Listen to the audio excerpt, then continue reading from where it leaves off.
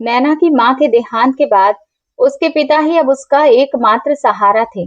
नैना के पिता को उसकी शादी की बहुत चिंता रहती थी, क्योंकि उन्हें डर लगता था कि अगर उन्हें कुछ हो गया तो उनकी बेटी का ना जाने क्या होगा। वो एक दुकान पर काम करते थे, इसीलिए तनख्वाह भी कुछ खास नहीं थी। बस इतनी थी कि जैसे तैसे घर का गुजारा हो जाता था, और इसी सैलरी में उन्हें अपनी बेटी की शादी के लिए पैसा भी जोड़ना था। जबकि नैना को पढ़ने लिखने का बहुत शौक था। इसी वजह से वो हमेशा क्लास में फर्स्ट आई थी। यहाँ तक कि 10वीं और 12वीं के बोर्ड में भी उसने टॉप किया था, जिस वजह से उसे ग्रेजुएशन में बहुत ही आसानी से एडमिशन मिल गया था। वो अपने पिता को विश्वास दिलाना चाहती थी कि वो अपनी मेहनत से कुछ बनकर अपने घर की हालत बदल देगी और अपने पिता को भी एक अच्छी जिंदगी देगी। लेकिन उसके पिता, जिन्होंने अपना पूरा जीवन गरीबी में काटा था, वो अपनी सोच से ऊपर उठ ही नहीं पा रहे थे, और इसीलिए उन्होंने अपनी बेटी के सपनों पर भरोसा नहीं किया। उन्हें सिर्फ बेटी के प्रति अपनी जिम्मेदारी ही नजर आती रही, जिस वजह से उन्हें बस यही चिंता थी कि जल्द से जल्द नैना की शादी करके अपने फर्ज से मुक्त हो जाएं। इसी वजह से उन्होंने उसे मुश्किल से सिर्फ ग्रेजुएशन तक पढ़ने दिया।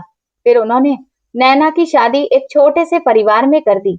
नैना ने भी अपने पिता की मजबूरी और उनकी इच्छा के आगे घुटने टेक दिए और अपने सपनों को हमेशा के लिए दफन कर दिया।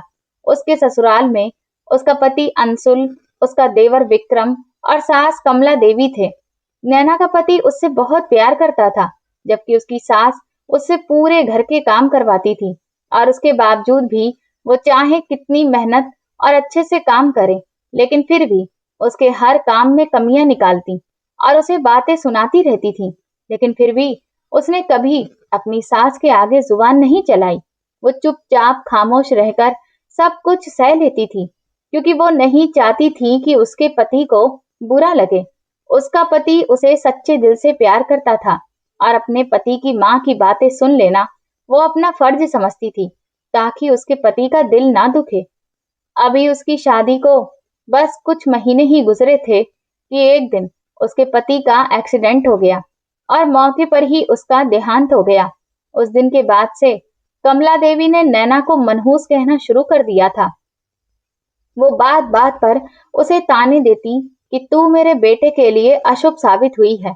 ये सब सुनकर उसका रो रो कर बुरा हाल हो जाता था।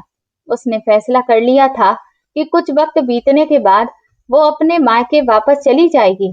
उसकी सास को लगता था कि जैसे अंशुल के जाने के बाद नैना को कोई फर्क ही नहीं पड़ा, जबकि वो ये बात समझने को तैयार ही नहीं थी कि अगर उनका अपना बेटा गया है तो जिंदगी नैना की भी तो उजड़ गई है। नैना बेचारी हर वक्त सदमे में रहती और उसकी सास उस पर अपनी नाराजगी निकालती रहती थी। दूसरी तरफ उसके देवर विक्रम की नजर नैना पर गलत होने लगी थी। उसने रिश्तों की मर्यादा को भूलकर इस हालात का गलत फायदा उठाने की कोशिश शुरू कर दी थी। इस बात को थोड़ा बहुत नैना भी समझ रही थी, इसीलिए वो विक्रम से हर वक्त बचकर रहती, और अगर कभी उसका विक्रम से सामना होता तो वो तुरंत अपने पल्लू से सिर ढक लेती थी। एक दिन कमला देवी घर में नहीं थी और वो किचन में खाना बना रही थी। तभी विक्रम चुपचाप किचन में आ गया और कहने लगा, भाभी। जैसे ही उसने नैना को पुकारा तो नैना ने तुरंत अपने पल्लू से घूंघट कर लिया और कहने लगी, विक्रम भैया, अभी अम्मा जी घर पर नहीं है, प्लीज आप अपने कमरे में वापस चले जाइए। ये सुनकर वो मुस्कुराकर बोला, अरे भाभी, अब मुझसे कैसा पर्दा, मैं तो तुम्हारा अपना हूं ना, तुम्हारा अपना देवर। तुम्हारी ये खूबसूरती मुझे तुम्हारे पास खींच लाती है। ये सुनते ही वो बिना कुछ कहे तुरंत भागकर अपने कमरे में चली गई और दरवाजा अंदर से बंद कर लिया। विक्रम वहीं पर खड़ा मुस्कुराता रहा। इधर जो सब्जी नैना ने बनने के लिए रखी थी वो बर्तन में जल गई। जब कमला देवी वापस आई और उन्होंने जली हुई सब्जी देखी तो उन्होंने पूरा घर सिर पर उठा लिया। वो नैना पर गुस्सा करने लगी और बोली, कमबख्त, तेरा ध्यान कहाँ था? कमला देवी ने उसे पकड़कर डांटना शुरू कर दिया और वो पूछने लगी, बता तेरा ध्यान कहाँ पर था? नैना ने घबराते हुए कहा कि मैं कमरे में थी। वो सच भी नहीं बता सकती थी क्योंकि वो जानती थी कि अगर उसने विक्रम पर उंगली उठाई तो उसकी सास उल्टा उसी को ही कसूरवार ठहराएंगी। उस दिन कमला देवी ने उसे बहुत खरी खोटी सुनाई। ये देखकर विक्रम की हिम्मत और बढ़ गई। वो समझ गया था कि नैना बहुत डरी हुई है और वो कभी भी उसकी हरकतों के बारे में कमला देवी से कुछ नहीं कहेगी। अब तो वो हर रोज मौका पाते ही नैना को परेशान करने लगा था। कभी वो उसका रास्ता रोक लेता तो कभी तरह तरह की बातें करके उसे बहुत ही असहज महसूस करवाता और वो बेचारी मजबूरी में रोती रहती, पर किसी से कुछ भी नहीं कह पाती थी। वो जानती थी कि उसकी सास उसकी बात पर कभी भरोसा नहीं करेगी। इसी बीच एक और बुरी खबर ने नैना को तोड़कर रख दिया। उसके पिता का भी देहांत हो गया था। अब तो मायके जाने का जो आखिरी सहारा उसके पास बचा था, वो भी उससे छिन गया था और इस खबर ने विक्रम की हिम्मत को और ज्यादा बढ़ा दिया। अब वो अच्छे से समझ गया था कि नैना का अब कोई भी सहारा नहीं है और इसी वजह से वो उसे और ज्यादा परेशान करने लगा। एक दिन जब नैना छत पर कपड़े फैला रही थी, तभी वो पीछे से आया और उसका पल्लू पकड़ लिया। वो घबराकर तुरंत पीछे पलटी, लेकिन तभी कमला देवी भी छत पर आ गईं और उन्होंने विक्रम के हाथ में नैना का पल्लू देख लिया। ये देखकर नैना की आंखों में आंसू आ गए और वो जल्दी से वहां से भाग गई। कमला देवी ने तुरंत गुस्से से विक्रम को आवाज दी, लेकिन उसने अपने आप को एकदम शांत रखा और अपनी माँ के कमरे में गया और बड़े ही आराम से बोला, हाँ मम्मी। उन्होंने कहा कि ये क्या हो रहा था। उस वक्त कमला देवी की आंखों में भयंकर गुस्सा था। तुझे शर्म नहीं आती? वो तेरे भाई की विधवा है और तू ये कैसी हरकतें कर रहा था। ये सुनकर विक्रम ने कंधे उचकाए और एक पल के लिए सोचने लगा। फिर उसने ऐसी बात कही जिसने नैना की जिंदगी पूरी तरह मुश्किलों से भर दी थी। मम्मी, मैं भला क्या करता? तुम तो जानती हो ना कि मैं अभी भी नादान हूँ। मुझे दुनियादारी की इतनी समझ कहाँ है। ये कहते हुए उसने अपनी शक्ल बहुत ही मासूम बना ली। सच कहता हूँ मम्मी, मैं कुछ भी नहीं कर रहा था। वो तो खुद ही ऐसी है। वो खुद ही मुझे अपने पास बुलाती है। ये सुनते हुए कमला देवी ने उसे घूर कर देखा। क्या मतलब है तेरा? मतलब साफ है मम्मी। विक्रम ने उल्टा सारा इल्जाम नैना पर ही लगा दिया। वो भाभी मुझे इशारे करती है। मैं तो बस अपने स्वर्गीय भाई की इज्जत का ख्याल रखकर चुप रहता हूँ, वरना आप नहीं जानती वो कैसी बातें करती है। ये बात सुनकर कमला देवी के चेहरे पर भयंकर गुस्सा छा गया। वो अभी तक अपनी बहू को सिर्फ मजबूर समझती थी, लेकिन अब वो उसे चरित्रहीन भी समझने लगी थी। क्या कहा तूने? उस कमबख्त ने। वो दांत पीसते हुए बोली, आज मैं उसे जिंदा नहीं छोड़ूंगी। इसका मतलब वो मेरे बेटे के करीब आने का इंतजार कर रही थी। ये बात सुनते ही विक्रम ने आग में घी डालते हुए उसे और भड़काया। मम्मी, आप छोड़िए इन सब बातों को। चिंता मत करिए, मैं उसे खुद संभाल लूंगा। आप परेशान मत होइए। उस दिन के बाद नैना की जिंदगी नरक बन गई थी। उसकी सास ने उसका कमरे से निकलना तक बंद कर दिया था।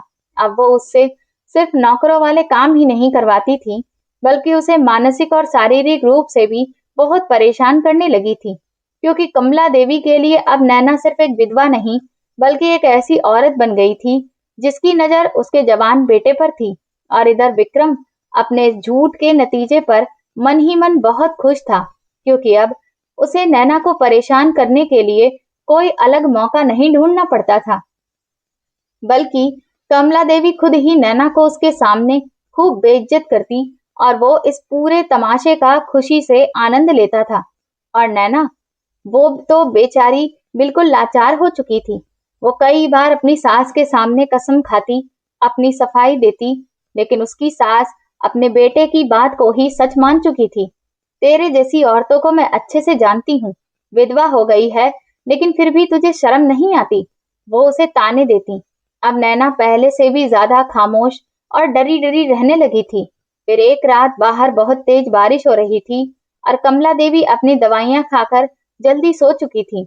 विक्रम अपने कमरे में जाग रहा था और अपनी दुकान का हिसाब किताब देख रहा था, लेकिन उसका ध्यान बार बार नैना के कमरे की तरफ ही जा रहा था, क्योंकि आज उसके मन में एक बहुत गलत इरादा आ चुका था। उसने हिसाब किताब का रजिस्टर बंद किया और अपने कमरे से दबे पांव बाहर निकला।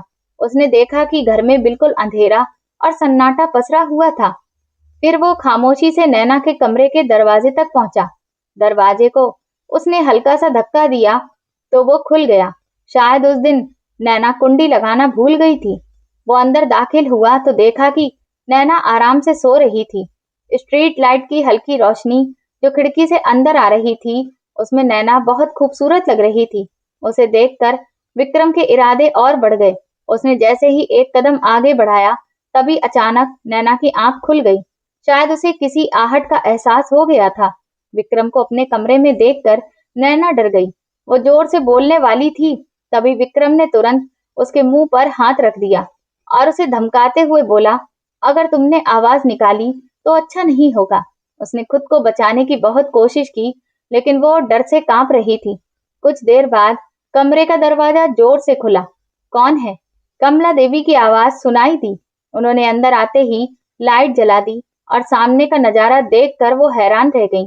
नैना लगातार रो रही थी और कमला देवी के चेहरे का रंग उड़ गया। अचानक कमला देवी को गुस्सा आ गया और उन्होंने दरवाजे के पीछे रखी लाठी उठा ली और विक्रम की तरफ बढ़ी। हे भगवान, ये क्या कर दिया तूने? वो विक्रम पर लाठी चलाते हुए चिल्लाई। उसने जल्दी से खुद को संभाला और अपनी माँ का हाथ पकड़ लिया। मम्मी, मेरी बात तो सुनिए। मैं तो आपको पहले ही बता चुका हूँ कि ये औरत ठीक नहीं है और इसी ने मुझे बुलाया था। ये सुनते ही कमला देवी का हाथ हवा में ही रुक गया और उन्होंने विक्रम की आंखों में देखा। फिर वो नफरत से नैना की तरफ मुड़ी। नैना ने रोते हुए सिर हिलाया। नहीं अम्मा जी, भगवान की कसम, ये आदमी झूठ बोल रहा है। इसने मेरे साथ गलत करने की कोशिश की। वो इतना ही बोल पाई थी कि तभी उसकी सास ने जोरदार थप्पड़ उसके मुंह पर मार दिया, जिसकी आवाज पूरे कमरे में गूंज गई। चुप कर नीच औरत, एक तो तूने पाप किया, ऊपर से अब मेरे बेटे पर इल्जाम लगा रही है। मैं तेरी आवाज सुनकर ही यहाँ आई थी। तूने इसे अपने कमरे में बुलाया और अब ये सारा नाटक कर रही है। विक्रम हैरान भी था और खुश भी कि उसकी माँ ने इतनी जल्दी उसकी बात पर भरोसा कर लिया। कमला देवी अपने बेटे के प्यार में इतनी अंधी हो चुकी थी कि वो सच्चाई सामने होते हुए भी उसे नजरअंदाज कर रही थी और जानबूझकर अपनी विधवा बहू को ही गलत साबित करने में लगी हुई थी। फिर वो विक्रम की तरफ पलटी और चिल्लाकर बोली, निकल यहाँ से, इस कमरे से। फिर उन्होंने नैना की तरफ उंगली उठाई। मैं तुझे सुबह देखूंगी। वो विक्रम को धक्का देते हुए कमरे से बाहर ले आई और नैना के कमरे का दरवाजा बाहर से बंद कर दिया। अगली सुबह घर में अजीब सा सन्नाटा पसरा हुआ था। कमला देवी ने विक्रम को नाश्ते की मेज पर बुलाया। वो बहुत ही शांत लग रही थी, लेकिन शायद ये तूफान से पहले की खामोशी थी। विक्रम ने उन्होंने ठंडे अंदाज में कहा, रात में जो भी हुआ वो बहुत गलत हुआ। ये सुनते ही विक्रम ने एक बार फिर अपने चेहरे पर मासूमियत वाला भाव ला लिया। मम्मी, मेरा भरोसा करो, मैं सच कह रहा हूँ कि वो औरत। विक्रम इतना ही बोल पाया था कि तभी कमला देवी गरज उठी, चुप हो जा। मैं कोई छोटी बच्ची नहीं हूँ जो कुछ समझ ना सकूं। मैं अच्छे से जानती हूँ कि गलती किसकी है। ये कहते हुए उनके चेहरे पर गुस्सा साफ नजर आ रहा था। ये देखकर विक्रम हक्का बक्का रह गया। विक्रम ने सोचा कि उसकी चाल उल्टी पड़ रही है, इसलिए उसने एक बार फिर अपनी माँ को बहकाने की कोशिश करते हुए आंखों में आंसू लाकर कहा, मम्मी, मैं सच कह रहा हूँ। तभी कमला देवी बोली, मैं उस दिन भी देख चुकी थी कि तूने ही उसका पल्लू पीछे से पकड़ा था। मैं तेरी माँ हूँ और तेरी हरकतों को अच्छे से जानती हूँ। ये सुनकर विक्रम बोला, तो फिर आपने रात को उसे मारा क्यों? इस पर कमला देवी बोली, क्योंकि वो एक बेवकूफ औरत है। उसे अपनी हालात के हिसाब से चलना नहीं आता। लेकिन अब जो हो गया सो हो गया। ठीक है, अगर तुम उसके साथ रिश्ता रखना चाहते हो तो फिर उससे शादी कर लो। ये सुनते ही विक्रम के पैरों तले जमीन खिसक गई। क्या कहा आपने? शादी? और वो भी उस औरत से? मम्मी, आपका दिमाग खराब हो गया है क्या? ये सुनकर कमला देवी ने उसे घूर कर देखा। अब वैसे भी बाकी क्या रह गया है? जो करना था वो तो तुम कर चुके हो। अगर तुम्हें शादी करनी थी तो तुम मुझे बता देते, मैं मना नहीं करती। लेकिन तुमने उसकी जिंदगी मुश्किल क्यों बनाई? कमला देवी को सिर्फ इस बात का गुस्सा था कि विक्रम ने सब कुछ छिपकर क्यों किया, क्योंकि इससे घर की बदनामी हो सकती थी। लेकिन विक्रम तुरंत ही गुस्से से खड़ा हो गया और चिल्लाकर बोला, मैं उसके साथ शादी करने के लिए तैयार नहीं हूँ और ना ही मैं किसी विधवा से शादी करूंगा। ये सुनते ही कमला देवी भी चिल्लाईं, पर अब तुम्हें शादी करनी ही पड़ेगी, और अगर तुमने ऐसा नहीं किया तो मैं उस लड़की को इस घर से निकाल दूंगी और मोहल्ले वालों से कह दूंगी कि ये चरित्रहीन औरत मेरे बेटे पर झूठे इल्जाम लगा रही थी। ये सारी बातें नैना भी सुन रही थी। वो एकदम से रोती हुई आई और सीधा अपनी सास के पैरों को पकड़कर बैठ गई और कहने लगी, भगवान के लिए माँ जी, मुझ पर ऐसा गंदा इल्जाम बिल्कुल मत लगाइए। इसके बाद वो विक्रम के पैरों के पास बैठ गई और बोली, विक्रम, तुमने अपनी मर्जी की, अब तुम खुद सोचो कि मैं कहाँ जाऊंगी। मैं हाथ जोड़ती हूँ तुम्हारे आगे, मुझसे शादी कर लो। मेरे पास अब और कोई ठिकाना भी नहीं है। तुम सुन रहे हो ना कि अगर तुमने मुझसे शादी नहीं की तो फिर अम्मा जी मुझे घर से निकाल देंगी। मुझ पर कुछ तो तरस खाओ। मैं अब इस हालत में कहाँ जाऊंगी? मेरे तो पिताजी भी अब इस दुनिया में नहीं है। विक्रम ने नैना की तरफ देखा। उसका रोता हुआ चेहरा, उसके जुड़े हुए दोनों हाथ जो उससे रहम की भीख मांग रहे थे, ये सब देखने के बावजूद भी उसे नैना पर दया नहीं आई, बल्कि उसने बड़े ही नफरत से मुंह बनाया और उसे पीछे की तरफ धक्का दे दिया। तुझे क्या लगता है मैं क्या कोई बेवकूफ हूँ जो तेरे जैसी औरत से शादी कर लूंगा? ये सुनते ही नैना हैरत से उसका चेहरा देखने लगी। विक्रम ने अपनी माँ की तरफ मुड़कर कहा, मम्मी, आप जो मर्जी चाहे करो, चाहे इसे घर से निकाल दो या जो भी आपका मन हो, लेकिन कान खोलकर सुन लीजिए, मैं इससे शादी नहीं करूंगा। ये कहकर वो दरवाजे की तरफ बढ़ने लगा। तभी कमला देवी ने पूछा, कहाँ जा रहे हो विक्रम? तो उसने कहा, मैं दुकान जा रहा हूँ, और हाँ, मेरे घर वापस आने तक ये औरत मुझे इस घर में नजर नहीं आनी चाहिए। नैना ने जब विक्रम की ये बात सुनी तो उसकी आंखों में प्रार्थना की जगह खौफ उतर आया था, जैसे कि अब उसे भरोसा हो गया था कि अब उसे कोई नहीं बचा सकता। विक्रम काफी रात को दुकान से घर लौटा। सारा दिन वो गुस्से में रहा था, क्योंकि कमला देवी उस पर नैना से शादी करने के लिए दबाव डाल रही थी, जिसकी कोई अहमियत विक्रम की नजर में नहीं थी। उसने तय कर लिया था कि वो ये शादी बिल्कुल नहीं करेगा, चाहे कुछ भी हो जाए। जब वो घर आया तो सब तरफ बिल्कुल खामोशी थी। शायद कमला देवी अपने कमरे में सो चुकी होंगी। वो सीधा अपने कमरे में जाने की जगह नैना के कमरे की तरफ गया। उसने देखा कि उसके दरवाजे के बाहर से कुंडी लगी थी। शायद उसकी माँ ने नैना को अंदर बंद कर दिया था। विक्रम ने गुस्से से कुंडी खोली और दरवाजा धकेल कर अंदर दाखिल हुआ। उस वक्त नैना भगवान के आगे सिर झुकाए बैठी थी और रो रही थी। विक्रम को अपने कमरे में देखकर वो एक बार फिर से सहम कर खड़ी हो गई। उसकी आंखें रो रो कर सूज गई थी। तुझे क्या लगता है? विक्रम ने नफरत से उसे देखा, कि तू इस तरह रोकर मम्मी से कहकर मुझे मजबूर करके शादी कर लेगी? नैना उसके पास आई और बोली, विक्रम, मैं सिर्फ अपनी इज्जत की भीख मांग रही हूँ। जो भी हुआ उसमें मेरी कोई गलती नहीं थी। अम्मा जी भी जानती हैं, मम्मी जो भी जानती हो, वो मेरी दिक्कत नहीं है। विक्रम ने उसके बाजू को मजबूती से पकड़ लिया, जिससे वो दर्द से तड़प उठी। छोड़िए मुझे, भगवान के लिए कुछ तो दया करिए। छोड़िए मुझे, भगवान के लिए कुछ तो दया करिए। मैं कहाँ जाऊंगी? तुम्हारी ये शक्ल अब मुझे और ज्यादा गुस्सा दिलाती है। नैना, विक्रम ने दांत पीसते हुए कहा, मुझसे शादी करोगी? वो उसकी बाजू पकड़कर उसे घसीटते हुए कमरे से बाहर लाया। वो बेचारी गिरती पड़ती उसके साथ चल रही थी। विक्रम, तुम ये क्या कर रहे हो? अम्मा जी उठिए, वो एकदम से चिल्लाने लगी। उस वक्त कमला देवी सो रही थी। मम्मी को क्या बुला रही हो? उन्हें कोई फर्क नहीं पड़ेगा। वो उसे खींचता हुआ मुख्य दरवाजे तक ले आया। बाहर रात के अंधेरे में हल्की हल्की बूंदाबांदी हो रही थी। उसने दरवाजा खोला और नैना को बाहर की तरफ धक्का दे दिया। वो ठोकर खाकर जमीन पर गिर गई। तुम्हें क्या लगता है मैं कोई पागल हूँ जो तुम्हारे जैसी विधवा औरत से शादी करके अपनी जिंदगी खराब करूंगा? चल निकल मेरे घर से, उसने गुस्से में कहा। तुम्हें भगवान का वास्ता है विक्रम, ऐसा मत करो। वो दरवाजे की चौखट पकड़कर रो रही थी। मुझ पर ऐसा जुल्म मत करो, मैं बर्बाद हो जाऊंगी। नैना चौखट को छोड़ने को तैयार नहीं हुई तो विक्रम ने उसके हाथ हटाने की कोशिश की, जिससे नैना दर्द से करा उठी और उसने तुरंत हाथ पीछे खींच लिए। तभी विक्रम ने तुरंत दरवाजा बंद कर दिया। इसके बाद उसने गहरी सांस ली और चेहरे पर हल्की मुस्कान आ गई। उसने सोचा कि उसने एक बहुत बड़ी मुसीबत से छुटकारा पा लिया। अगली सुबह जब विक्रम चाय पी रहा था, तभी कमला देवी कमरे से बाहर आई। नैना कहाँ है? उन्होंने टेबल पर उसे न देखकर पूछा। अभी तक सो रही है क्या? विक्रम ने एक पल के लिए अपनी माँ के चेहरे को देखा और फिर बड़ी ही मासूमियत से नाश्ता खाते हुए बोला, पता नहीं मम्मी, मैंने तो उसे नहीं देखा। क्या वो अपने कमरे में नहीं है क्या? कमला देवी ने माथे पर बल डाले और तुरंत नैना के कमरे की तरफ भागी तो देखा कमरा खाली था। विक्रम वहीं चिल्लाते हुए परेशानी में बाहर आई और बोली कि नैना कमरे में नहीं है।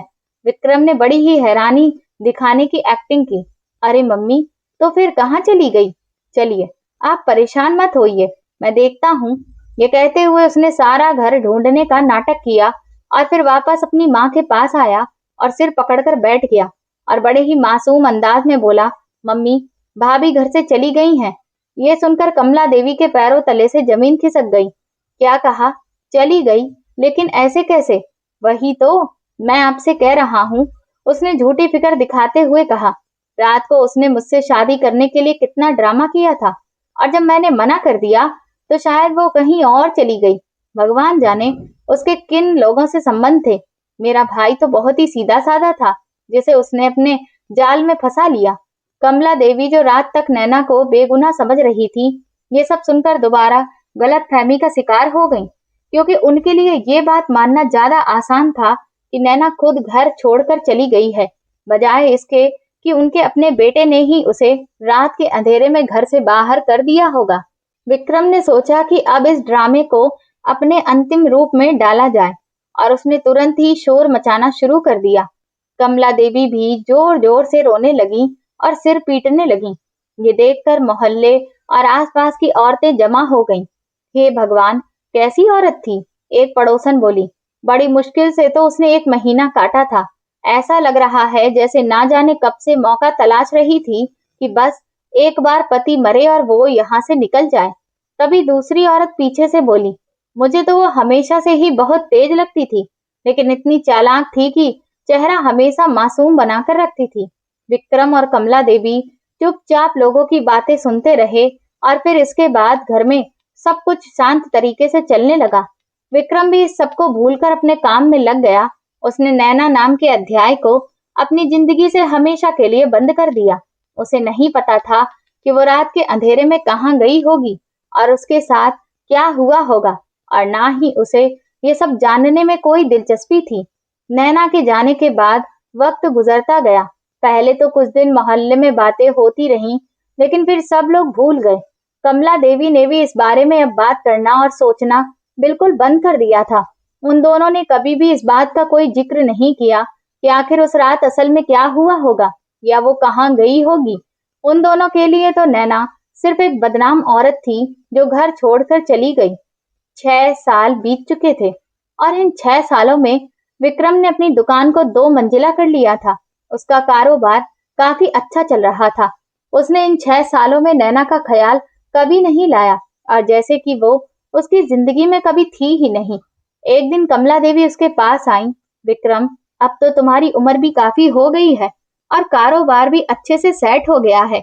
आखिर कब तक अकेले रहोगे? वो उनका मतलब समझ गया।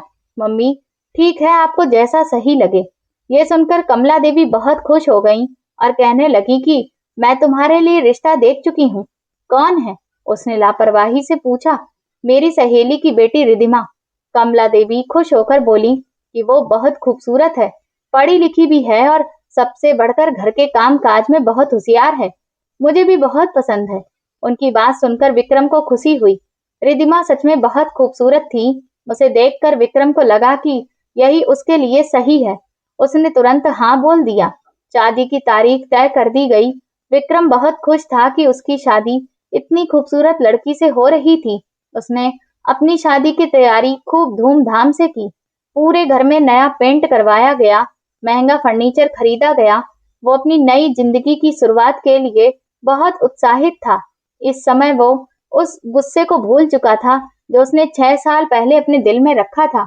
उसे लगता था कि उसने अपनी जिंदगी से एक बड़ी परेशानी को दूर कर दिया है और अब सिर्फ खुशियां ही उसकी किस्मत में लिखी हैं। फिर शादी का दिन आ गया। शादी बहुत धूमधाम से हुई। पूरा परिवार उसकी खुशी में शामिल था। विक्रम की खुशी का ठिकाना ही नहीं था। लाल रंग के खूबसूरत लहंगे में रिधिमा किसी परी जैसी लग रही थी। विदाई के बाद वो लोग घर आ गए। घर में जो खास मेहमान थे बस वही बचे थे, बाकी सब लोग जा चुके थे। शादी की बाकी रस्में निभाते निभाते लगभग रात के 2 बज गए। कमला देवी ने मुस्कुराकर विक्रम से कहा, जाओ बेटा, दुल्हन तुम्हारा इंतजार कर रही है। विक्रम का कमरा रिद्धिमा के पसंदीदा लाल और सफेद गुलाबों से सजाया गया था। वो बेचैनी के साथ अपनी पत्नी के कमरे में जाने का इंतजार कर रहा था और दिल ही दिल में अपनी आने वाली जिंदगी के खूबसूरत सपने देख रहा था। वो खुशी खुशी उस कमरे की तरफ बढ़ा। उसके दिल की धड़कन बहुत तेज थी। उसने जैसे ही दरवाजे के हैंडल पर हाथ रखा, तभी एक जोरदार धमाके की आवाज हुई, जिससे पूरा घर कांप गया। ऐसा लगा जैसे किसी ने घर का मुख्य दरवाजा तोड़ डाला हो। इसी आवाज के साथ घर में मौजूद औरतों की घबराई हुई आवाजें सुनाई देने लगीं। कौन है? क्या हुआ? वो पलटा। कमला देवी और बाकी मेहमान डर के मारे चीख रहे थे। इससे पहले कि कोई कुछ समझ पाता, 5 से 6 भारी भरकम नकाबपोश आदमी, जिनके हाथों में हथियार थे, तेजी से घर के अंदर दाखिल हुए। जो जहां है वहीं रुक जाए, वरना अंजाम अच्छा नहीं होगा। उनकी कड़क आवाज पूरे घर में गूंज गई। जिस घर में कुछ देर पहले तक हंसी, खुशी और शादी का माहौल था, वहां अचानक सन्नाटा छा गया। मेहमान डर के मारे दीवारों से चिपक गए और औरतों ने अपने बच्चों को अपने पल्लू में छिपा लिया। मम्मी! विक्रम अपनी माँ की तरफ बढ़ा। अरे दूल्हे राजा! एक नकाबपोश आदमी उसे देखकर जोर से बोला और फिर उसने हथियार विक्रम की तरफ कर दिया। अगर एक कदम भी आगे बढ़ाया तो हालात बहुत खराब हो जाएंगे। ये सुनकर विक्रम वहीं रुक गया। उसकी सारी खुशी एक पल में गायब हो गई। जेवर कहाँ है और सारा कैश कहाँ रखा है? एक आदमी ने पास खड़े एक मेहमान को जोर से धक्का दिया। तभी पीछे से दूसरा बोला, और ये बताओ, दुल्हन कहाँ है? ये सुनते ही विक्रम के पैरों तले जमीन खिसक गई। उसकी नजर तुरंत उस कमरे की तरफ गई जहां रिद्धिमा थी। उसकी नजर को उन लोगों के मुखिया ने देख लिया और वो जोर से हंस पड़ा। अच्छा, तो वो उस कमरे में है? नहीं। विक्रम उनके सामने हाथ जोड़कर चिल्लाया, भगवान के लिए ऐसा मत करना। तुम्हें जो चाहिए तुम ले जा सकते हो। ये लो, मेरा पर्स ले लो, मेरी घड़ी ले लो और ये सारे जेवर भी ले लो। उसने तुरंत घबराकर अपनी घड़ी उतार कर उनके सामने फेंक दी। मम्मी, सारे जेवर और सारा कैश इन्हें दे दो, लेकिन मैं हाथ जोड़ता हूँ, उस कमरे की तरफ मत जाना। दौलत तो हम लोग ले ही लेंगे दूल्हे राजा। मुखिया उसकी तरफ बढ़ा, लेकिन शादी हुई है तो फिर हमें भी तो दूल्हा दुल्हन से मिलने का मौका मिलना चाहिए। ये कहते हुए वो कमरे की तरफ बढ़ने लगा। तभी विक्रम पूरी ताकत से चिल्लाता हुआ उनके रास्ते में खड़ा हो गया। तुम्हें वहां जाने के लिए पहले मुझे हटाना होगा। इसको हटाओ यहाँ से, मुखिया ने आदेश दिया। इससे पहले कि वो कुछ कर पाता, एक आदमी ने पीछे से आकर उसके सिर पर जोर से वार किया। दर्द की तेज लहर उसके पूरे शरीर में फैल गई और उसकी आवाज गले में ही दबकर रह गई। वो घुटनों के बल फर्श पर गिर पड़ा। 2 लोगों ने विक्रम को पकड़कर घसीटा और कुछ ही देर में उसे कुर्सी के साथ मजबूती से बांध दिया गया। उसका चेहरा ठीक उसके कमरे के दरवाजे की तरफ ही था। वो बेबसी से उधर देख रहा था। दरवाजा खोलो। कौन है? कौन है? रिद्धिमा की डरी हुई आवाज अंदर से आई। मुखिया जोर जोर से हंसा और उसने दरवाजे पर जोरदार लात मारी। दरवाजा एक झटके में खुल गया। इसके बाद रिद्धिमा की घबराई हुई चीख सुनाई दी। विक्रम कुर्सी समेत नीचे गिर पड़ा। वो पागलों की तरह खुद को छुड़ाने की कोशिश कर रहा था। जिस वजह से उसकी कलाइयों में चोट लग रही थी, उसकी बेबसी बढ़ती ही जा रही थी। रिद्धिमा लगातार रो रही थी। बाकी लोग कमला देवी और दूसरे मेहमानों को एक कमरे में ले गए। इधर विक्रम बार बार उनसे विनती कर रहा था कि तुम लोग जो मांगोगे मैं दे दूंगा। मेरी दुकान पर जितना भी माल है वो सब भी ले लो, लेकिन भगवान के लिए उसे छोड़ दो। वो इस वक्त पूरी तरह टूट चुका था। तभी एक डाकू ने उसके मुंह पर जोरदार थप्पड़ मारा और कहा कि अपने मुंह से आवाज नहीं निकलनी चाहिए। विक्रम ने इसके बाद अपनी आंखों के सामने जो भी कुछ देखा, उसने उसे भयंकर सदमे में डाल दिया। विक्रम बेबसी से चिल्लाता रहा, उन्हें गालियां देता रहा, भगवान का वास्ता भी देता रहा, लेकिन उसकी किसी भी बात का उन पर कोई असर नहीं हुआ। उसके आंसुओं ने पूरी जमीन को भिगो दिया था। उस रात विक्रम अपनी पत्नी की रक्षा नहीं कर पाया। उन लोगों ने बड़े ही आराम से एक एक अलमारी खोली, सारा जेवर, सारा कैश, सब कुछ समेटा और एक शैतान की तरह हंसते हुए अपनी जीत के घमंड में वहां से निकल गए। जाते जाते उनका मुखिया विक्रम के पास गया और उसके गाल पर 2-3 बार थपथपाकर मुस्कुराते हुए कहा, शादी मुबारक हो दूल्हे राजा। इसके बाद वो लोग वहां से चले गए। घर में ऐसी खामोशी थी कि जैसे मौत को भी पीछे छोड़ दे। इस खामोशी में सिर्फ विक्रम की पत्नी के रोने की आवाज गूंज रही थी, जो अब पत्थर सी बन गई थी। तभी दूसरे कमरे से दरवाजे को जोर जोर से पीटने की आवाज आई। सबने एक साथ दरवाजे पर ताकत लगाई और दरवाजा तोड़ दिया। कमला देवी दौड़कर आईं और अपने बेटे के हाथों की रस्सियां खोलने लगीं। जैसे ही विक्रम आजाद हुआ तो वो अपने पैरों पर खड़ा ही नहीं हो पाया। वो रेंगता हुआ रिद्धिमा की तरफ बढ़ा। रिद्धिमा की हालत बहुत खराब थी। जैसे ही उसने रिद्धिमा को संभालने के लिए हाथ आगे बढ़ाया, वो एकदम से जोर जोर से चीखने लगी, पीछे हट जाओ, मेरे पास मत आना। वो इधर उधर भागने लगी। तभी विक्रम ने उसका हाथ पकड़ लिया और बोला, पागल हो गई हो क्या? वो कहने लगी, नहीं, मैं अब जिंदगी से आजादी चाहती हूँ। मेरी जिंदगी तो बर्बाद हो गई, मैं अब जीने के लायक नहीं रही। वो रोते हुए अपना सिर दीवार से पटकने लगी। विक्रम ने उसे बाहों में जोर से पकड़ लिया और उससे कहा, होश में आओ, इसमें तुम्हारी कोई गलती नहीं है। उसने कहा, मैं आपके काबिल नहीं रही विक्रम, मैं अब पहले जैसी नहीं रही। उसके आंसुओं का सैलाब बह रहा था। विक्रम बोला, मैं जानता हूँ तुम बहुत टूट चुकी हो, लेकिन सच कहता हूँ, इसमें तुम्हारी कोई गलती नहीं है। मैं वादा करता हूँ, मैं उन दरिंदों को नहीं छोड़ूंगा। मैं उन्हें कहीं से भी ढूंढ निकालूंगा और उन्हें उनके किए की सजा दिलवाऊंगा। लेकिन रिद्धिमा किसी भी तरह से चुप होने का नाम ही नहीं ले रही थी। सारी रात वो लोग जागते रहे। उनका सजा हुआ घर लुट चुका था, लेकिन सबसे बढ़कर जो अपमान और दर्द मिला था, वही सबसे ज्यादा कष्टदायक था। सुबह की पहली किरण के साथ ही विक्रम उठा। उसकी आंखों में नींद नहीं, बल्कि सिर्फ बदला था। उसने कपड़े बदले। उसकी कमर में अभी भी भयंकर दर्द था, लेकिन दिल में जो बदले की आग थी, वो उससे कहीं ज्यादा थी। वो तुरंत पुलिस स्टेशन के लिए निकला। उसे नहीं पता था कि वहां उसकी जिंदगी का सबसे बड़ा एक और तूफान इंतजार कर रहा था। वो थाने की तरफ भाग रहा था। उसने अभी भी अपनी शादी की वही शेरवानी पहनी थी, जो कुछ घंटे पहले उसकी खुशी और घमंड की पहचान बनी हुई थी, और जिस पर अब उसके दुख की निशानी साफ दिखाई दे रही थी। उसका दिमाग बार बार पिछली रात के सारे मंजर को दोहरा रहा था। रिद्धिमा की चीखें उसके कानों में गूंज रही थी, और उन डाकुओं का उसका मजाक उड़ाना भी उसे बेचैन कर रहा था।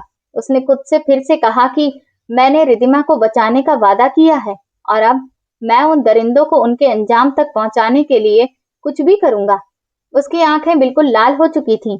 वो लगातार गुस्से में कांप रहा था। कमला देवी, जो कल तक अपनी बहू की शादी की खुशी में फूल ही नहीं समा रही थी, अब भगवान के आगे सिर पटक कर आंसू बहा रही थी। सुबह का वक्त था। सभी लोग अपने काम काज पर जा रहे थे। दुनिया अपने रोजमर्रा के कामों में चल रही थी, जिसे देखकर विक्रम का गुस्सा और बढ़ रहा था। भला उन लोगों को क्या पता कि पिछली रात उस पर क्या गुजरी है। जैसे ही वो थाने के बाहर पहुंचा, वो भागता हुआ अंदर गया।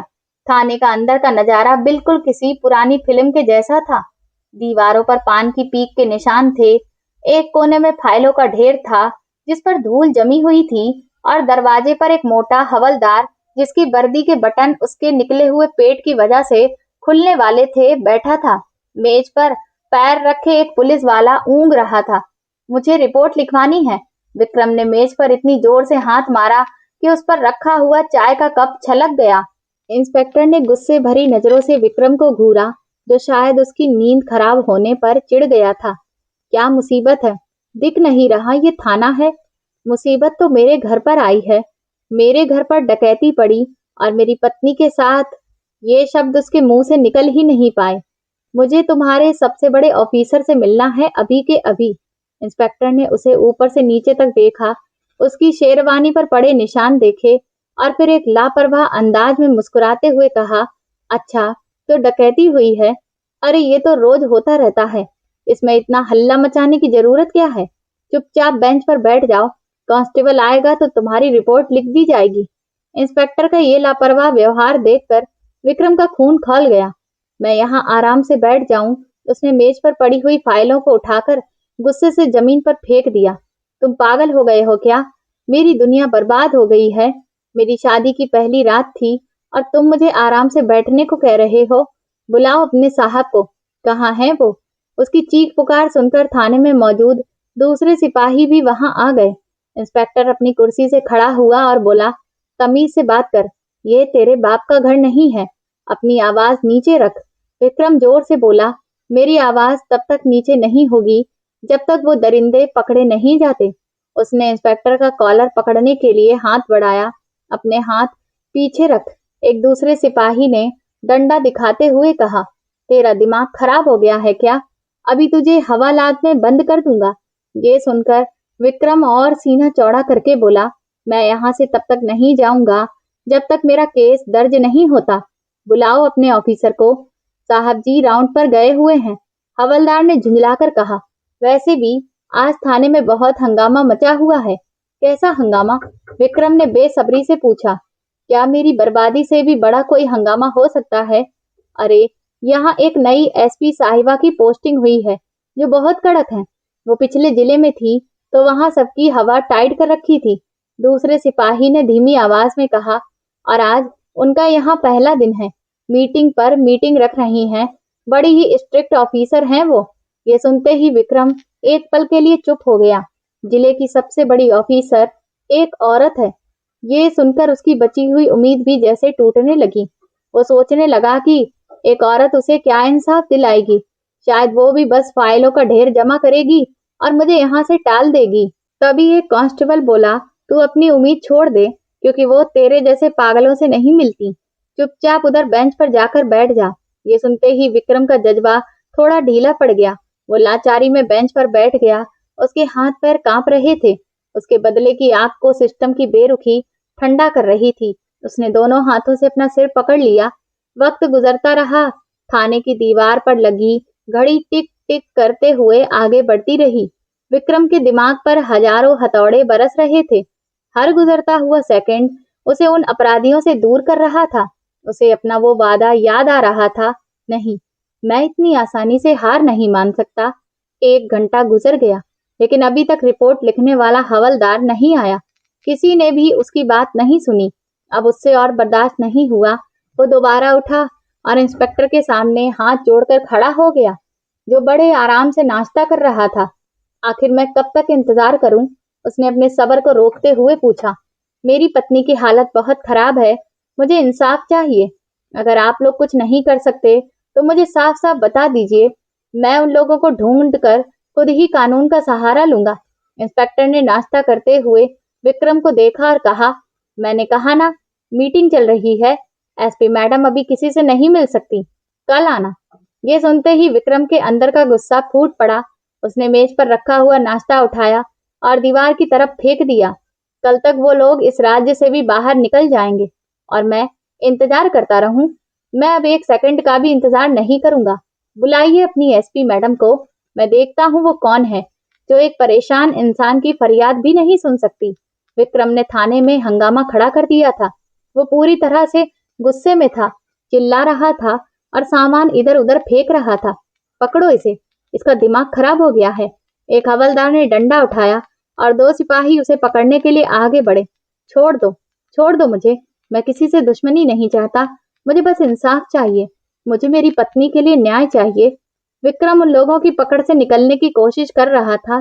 थाने में अफरा तफरी का माहौल बन गया था। बहुत जुबान चल रही है तेरी। हवलदार ने उसे मारने के लिए हाथ उठाया। मैडम के सामने बदतमीजी करेगा तो सीधा अंदर जाएगा। आने दो तुम्हारी उस एसपी को। विक्रम सिपाहियों को धक्का देते हुए चिल्लाया। देखता हूँ, मैं उनसे खुद बात करूंगा। अच्छा, लगता है तुझे उनसे मिलने का बहुत शौक है। हवलदार ने गुस्से में कहा। ठीक है, यहीं खड़ा रह, वो आ रही हैं। तभी अचानक थाने के दरवाजे पर जूतों की भारी आवाज सुनाई दी। थाने में जो शोर मचा हुआ था वो एकदम से शांत हो गया। हर सिपाही जहां खड़ा था वहीं सावधान होकर खड़ा हो गया। हवलदार ने जल्दी से अपने खुले हुए बटन बंद किए और अपनी टोपी ठीक की। विक्रम ने दरवाजे की तरफ देखा। 2 गार्डों के बीच में चश्मा लगाए, बेहतरीन वर्दी पहने हुए, बड़ी ही रौबदार और आत्मविश्वास से भरी एक ऑफिसर अंदर दाखिल हो रही थी। ये वही ऑफिसर थी जिसका जिक्र सभी लोग कर रहे थे, नई एसपी मैडम। वो वहां के माहौल का जायजा लेते हुए आत्मविश्वास से भरे कदमों के साथ सीधा विक्रम की तरफ आईं, जहां वो दो सिपाहियों की पकड़ में अभी भी गुस्से से कांप रहा था। वो ठीक विक्रम के सामने आकर रुक गई। उसका चेहरा काले चश्मे की वजह से साफ दिखाई नहीं दे रहा था, लेकिन उसके खड़े होने के अंदाज में ऐसी ताकत थी जिसने विक्रम की जुबान को खामोश कर दिया था। थाने में मौजूद हर सिपाही एसपी मैडम को सलाम करने के लिए सावधान खड़ा हो गया। वो एसपी मैडम जिनकी वर्दी पर उनके नाम की प्लेट चमक रही थी। विक्रम का गुस्सा एकदम से डर में बदल गया। इससे पहले कि विक्रम कुछ बोल पाता, तभी एसपी मैडम ने अपना काला चश्मा उतारा और उनका चेहरा देखते ही विक्रम की आवाज गले में अटक गई और उसके पैरों तले जमीन खिसक गई। उसका दिमाग काम करना बंद कर चुका था। ये कैसे हो सकता है? ये तो नामुमकिन था। उसके सामने खड़ी वो रौबदार एसपी, जिनके कंधों पर सितारे चमक रहे थे, वो कोई और नहीं बल्कि नैना थी। वही नैना जिसे विक्रम ने 6 साल पहले रात के अंधेरे में धक्के देकर चरित्र पर सवाल उठाकर घर से निकाल दिया था। वो उसे देखकर हैरान रह गया। वो यहाँ कैसे? तभी पास में खड़ा एक सिपाही शायद विक्रम की हैरानी समझ गया। वो गर्व से बोला, यही है हमारी एसपी मैडम, जिन्होंने आज यहाँ का चार्ज संभाला है। विक्रम ने कांपती आवाज में पूछा, कौन? सिपाही बोला, मिस नैना सिंह। ये सुनते ही विक्रम शर्म से पानी पानी हो गया। वो बदला लेने आया था, लेकिन आज जिसके साथ उसने अन्याय किया था, वही उसके सामने इंसाफ की कुर्सी पर बैठी थी। विक्रम वहां से पलटने ही वाला था, क्योंकि वो उसका सामना नहीं कर सकता था। तभी नैना की ठंडी और सख्त आवाज ने उसके कदम रोक दिए। इनकी शिकायत सुनो और रिपोर्ट दर्ज करो। नैना ने हवलदार को आदेश दिया, लेकिन उसकी नजरें विक्रम पर ही टिकी हुई थी। विक्रम हक्का बक्का रह गया। मुझे माफ कर दो, पर नैना ने उसे ऐसे देखा जैसे वो उसे पहचानती ही नहीं हो। उसने तुरंत कहा, मैं तुम्हें नहीं जानती। तुम कौन हो? यहाँ सबकी परेशानियां सुनी जाती हैं। तुम भी अपनी बात बताओ और रिपोर्ट दर्ज करवाओ। नैना का ये अजनबीपन विक्रम के लिए किसी बड़े झटके से कम नहीं था। विक्रम ने भारी आवाज में कहा, मैंने जो किया उसकी सजा मुझे मिल चुकी है। अब रिपोर्ट किस बात की दर्ज करवाऊं? ये सुनकर नैना कुछ पल उसके चेहरे को देखती रही, फिर बोली, क्यों? क्या फिर से किसी की जिंदगी बर्बाद की है? नैना के सवाल पर विक्रम का सिर शर्म से झुक गया। नहीं, मेरी अपनी जिंदगी बर्बाद हो गई है।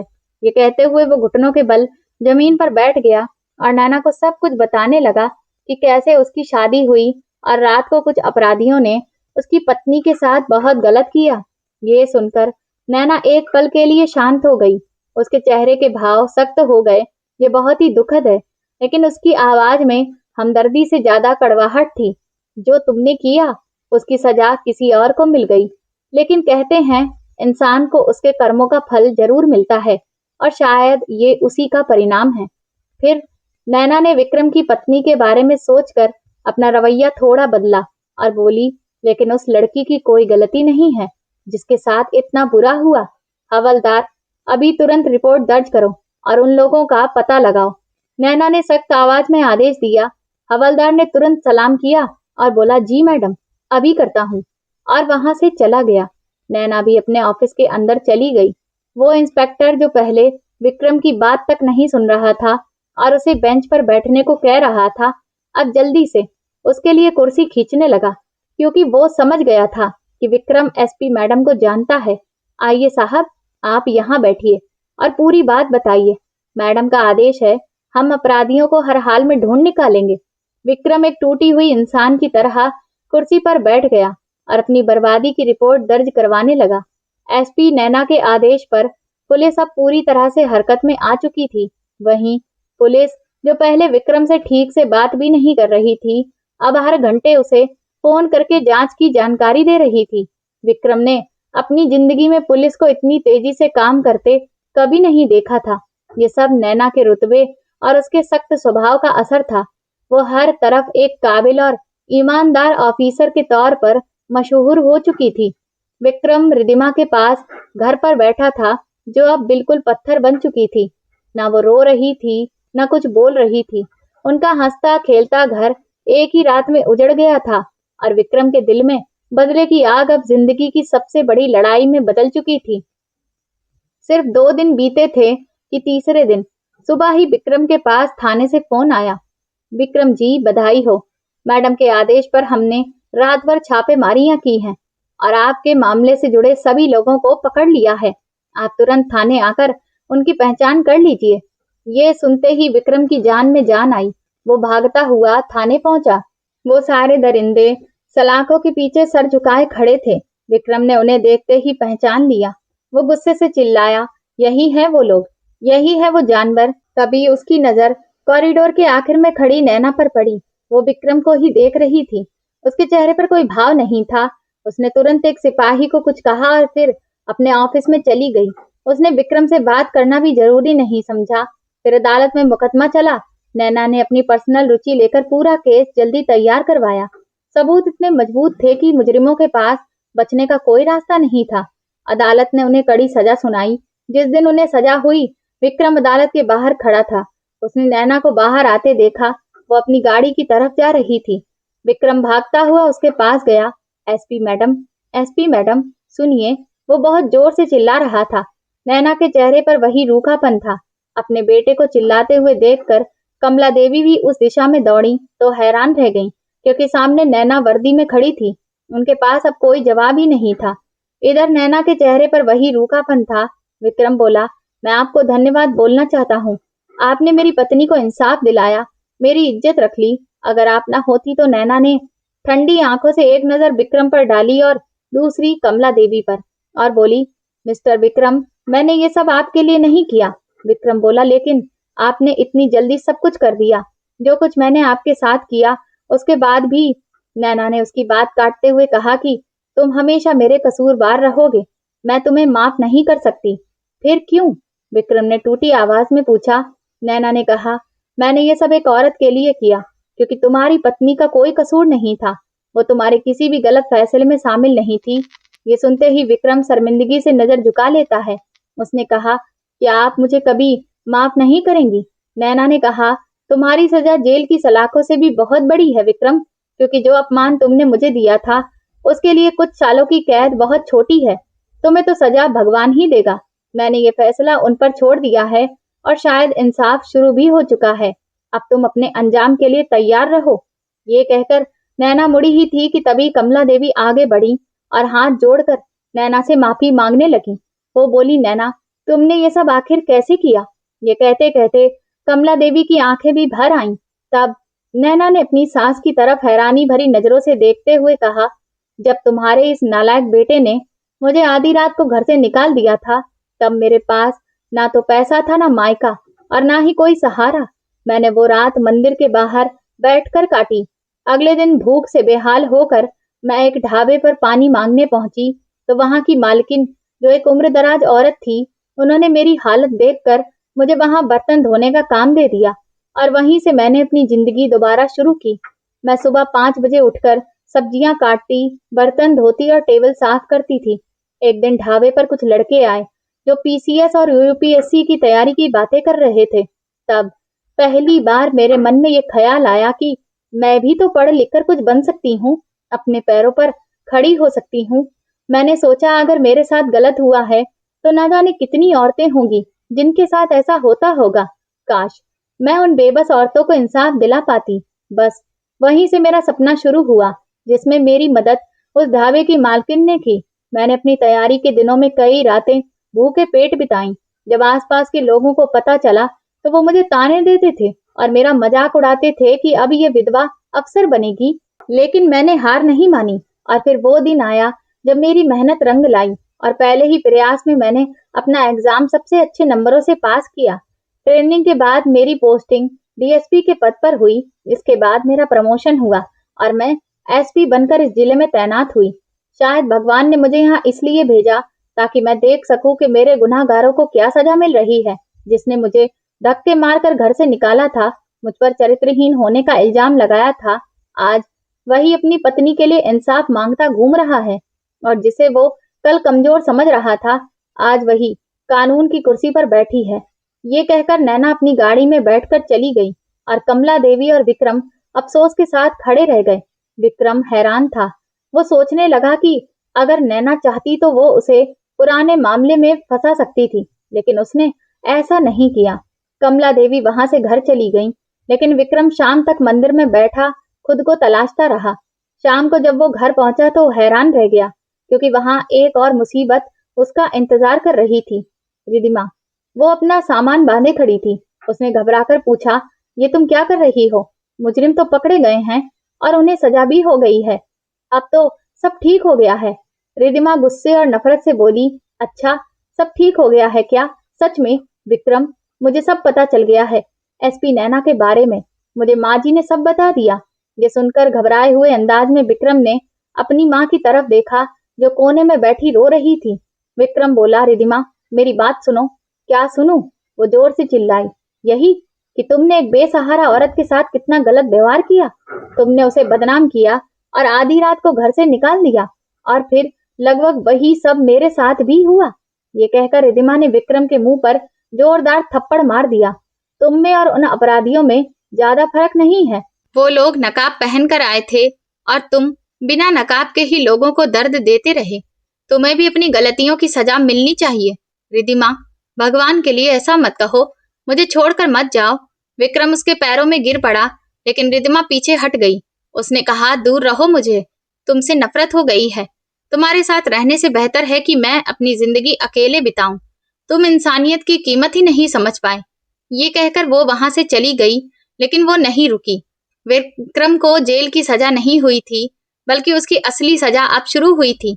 रिधिमा ने उसे तलाक दे दिया। इसके बाद विक्रम की कभी किसी से शादी नहीं हो पाई, क्योंकि उसकी सच्चाई सबको पता चल चुकी थी।